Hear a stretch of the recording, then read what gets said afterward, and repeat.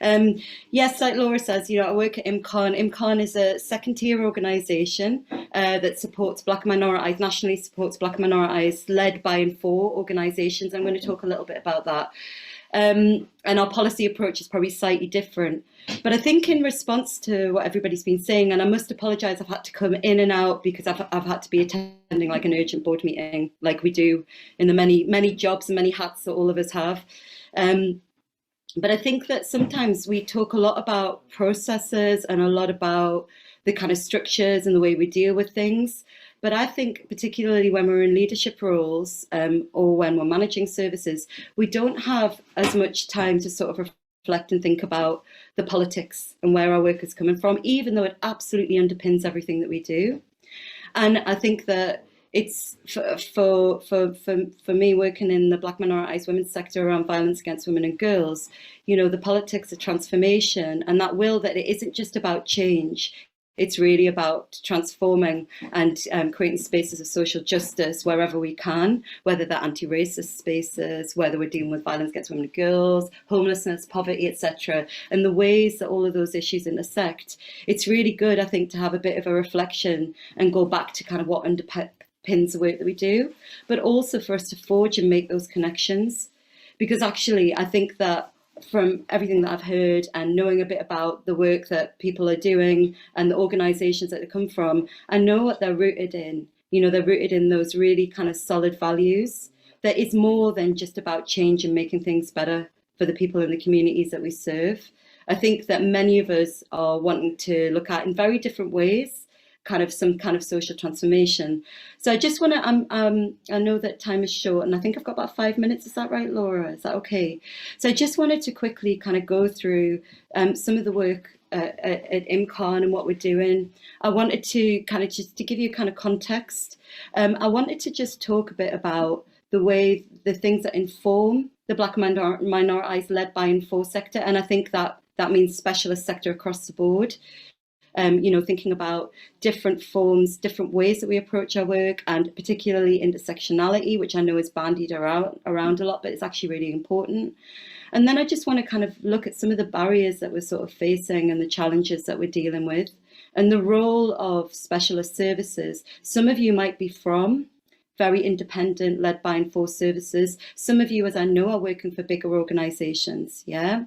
But it doesn't mean that we can't have collectivism and solidarity going on, even if it's in strands of the work that we do to address them and go to address issues and go for social change.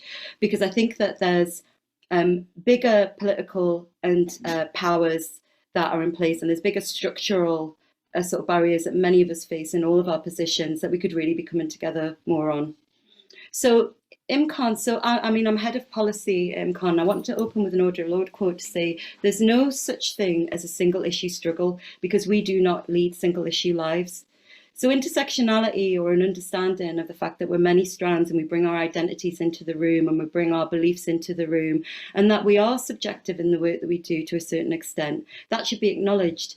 And I talk a lot about subjectivity because often we're working within frameworks that are allegedly objective. But I think any of us who've done frontline work, by the way, I come from frontline work, with women on the ground or people on the ground or children on the ground, you'll know that some of the work that we do is around addressing the issues that they face because of those subjective attitudes, that can be informed by structural racism, individual biases, etc. So I think it's really important to acknowledge that in the work that we do, and it's a really important aspect, and it can be a very, very positive part of the work we do, because we can't lose that humanity in the way we approach things. And then I've heard people, I came into the first part of the discussion, and to me, that was the really, most exciting part of the discussion, was about how we engage with people and we don't lose sight of that humanity. Imkaan have an approach, and I would say I'm kind of like pretty much talking about the specialist led by and for sector, because we've been so marginalised. I think in a way, we've had to collectively work together and have a lot of solidarity. It's funny how not having the choices or the privileges and facing multiple structural barriers. And what I'll say is that a lot of marginalized organizations are working in a hostile environment. Yeah, we're often working with women and individuals and people that are existing within a hostile environment for whatever reason, but actually our organizations are as well. And we are under attack and we are losing funding and our work is being co-opted. But the meaningfulness of it and the outcomes of it, I would say there isn't a parallel for the sector and the work that we do. And we'd like to share that with other organisations as well. It's like a two-way process. So in terms of our approach, I'm coming from the violence against women and girls sector. We are Black feminists. We never shy away from having those principles because Black feminism is an approach. And it also covers things about thinking about the way we address change. You can't really locate change in an individual and just think, right, we'll stick the plaster on, as we all know. We have to think about the individual. For us, we have to think about community. We have to think about structural and state issues.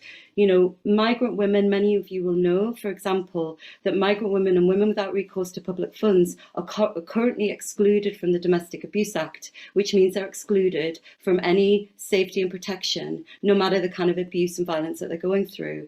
We can't address that on an individual basis. We have to think about that structurally. So that's a good example of the way that often we're working against things that are much bigger than us. And that's why we have to collectively work together. In terms of the work that I'm doing in the policy unit, I think I wanted to kind of just touch on that, not to talk about like what we do, because everybody's got lots of things going on around policy and rules, but just the way we're approaching it, because I think we've got a disconnect at the minute between policy and the on the ground work we do. We really believe we've got to get back to understanding kind of having that grassroots relationship with organisations and what is needed. Because actually, if you look at a lot of policy work that's going on, you've got people that might not have had experience of frontline work, might not have worked in organisations, might not have that granular understanding of what we face and the challenges many of our workers face on a day-to-day basis. And you know what? That really does impact on the way we approach policy. And I think that shifting this dynamic away from that bureaucratic, London-centric kind of Westminster focus is really, really important if we're going to re-envision sort of transformation and think about how we make change. And what I'll always argue, because again, I'm like still in the north, even though this is a national project, a national organisation at Imkaan, and they're based in London, and all my colleagues are in London, I said very clearly, I will be staying in the north. Regionalism is super important because there's a real lack of understanding. And I think that Summer, you talked about this. There's a real lack of understanding about what's happening in different regions outside of Westminster. Unfortunately, a lot of policy is coming from that understanding. Again, another very clear example is that we work with, like up in the north, we work with a number of women who have fallen through the asylum system, seek asylum, been in and out of detention, etc. A lot of issues around state violence in relation to that. But what I would note is that's not something that London deals with because there isn't any housing in London for asylum seekers. So, there's very practical things that we're not really thinking about if we don't think regionally. We believe in centering not just the lived experience of the people that we're supporting within our sector as a whole, but also the material experiences. So a lot of us have talked about poverty, racism, the many challenges that can be structural, community-based, family-based, etc. But actually, it's really important that we think yes, we have to centre the expertise and the voices of women, but we can't ignore the material realities that often are surrounding many people who are seeking the kind of support that we provide. I'm going to quickly kind of just move on to talking about some of the barriers that we're dealing with in relation to the work that we do, particularly people who are facing multiple forms of inequality that I think all of us are facing. And this is, to me, where we come together more collectively, in the work that we do.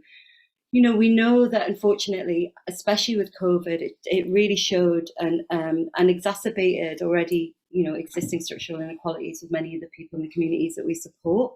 But it's had a knock-on impact because, unfortunately, a lot of equalities frameworks that had been in place have been weakened, and we really have to look at that. So, for example, public sector equality duties is a really classic one all of us will be dealing with, and we mustn't forget that we have powers around these certain, things like equalities frameworks, international obligations to a certain extent, Convention of Elimination of Racial Discrimination, Convention of Elimination of Discrimination Against Women, the Istanbul Convention, etc. And I think that sometimes we're a bit removed from that in the community work we do. And I think collectively we can have a bit more, we can inform and support each other to have more kind of force and strength in these areas.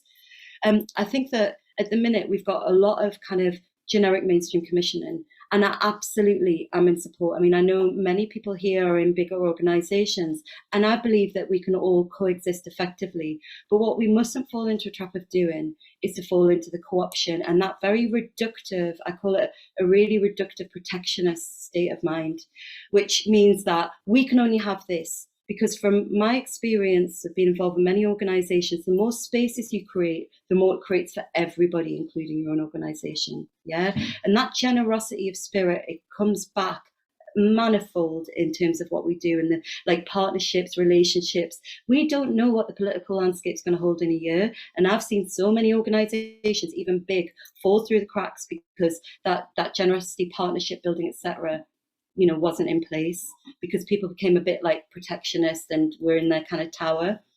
Austerity, poverty in the Northeast. We have to again think really regionally about how it's impacting communities in very different ways. But we've got a huge battle ahead around socioeconomic inequalities that run very, very deeply, particularly in the Northeast. I'm talking from Northeast perspective because that's what I've worked in most of my life. But I think many of us, especially in areas that are post-industrial, we have many of the same things going on. And I think that we have to get back to talking about poverty again, how it connects probably all of us here, I think as well, it's about connecting some of the dots with the struggles of the people that we're supporting. And I'll finish on this. I know I've gone over a bit, but I think it's about connecting the dots in the collectivist work that we do, and thinking about, okay, so we might not be working directly with migrant women for whatever reason. I don't know what services we have, but actually, how can we really think and widen spaces, because migrant women still live in communities. Migrant women still experience forms of violence. Do you see what I mean? The same with children. Some of us might not be working directly with children, but for instance, in our sector, all of us are kind of working with children, but we don't count it. And maybe we're not doing enough in terms of thinking politically and socially about outcomes for children who are in effect of the next generation.